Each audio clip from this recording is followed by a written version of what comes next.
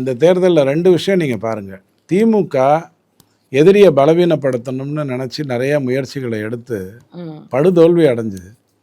OPS தன்னுடைய ஆள் தாங்கிறதையே expose பண்ண வேண்டிய அவசியம் வந்துருத்தது. சசிகலாவை கூப்பிட்டு வச்சு நீ தனியாக ஒரு கட்சியை ஆரம்பித்து வாக்குகளை பிரிக்கணும், 300 வாக்கு பிரிச்சின்னா கூட நான் தப்பிச்சிருவேன் ஒரு தொகுதியிலையும், தயவு செஞ்சு எனக்காக இதை ஹெல்ப் பண்ணு, நானும் நீயும் சாராயம் சேர்ந்து தான் விற்கிறோம், இருந்தாலும் நீ அதிமுகவுடைய தாய், இருந்தாலும் நீ தயவு செஞ்சு 300 வாக்கையாவது பிரிங்கிற அளவுக்கு திமுக நிலைத்தது. பாமகவை பிரிக்க நினச்சது முடியல. ராமதாஸ் கடைசியில் பெருசாக கை கொடுக்கல. அவங்களுடைய பொண்ணை ஜிகே மணியை தெள்ள தெளிவாக எக்ஸ்போஸ் பண்ணுற அளவுக்கு கொண்டு வந்துருச்சு. மதிமுக கிட்ட எதையாவது பண்ணலான்னா துரை வைகோ எதையும் கேட்குற மாதிரி இல்லை.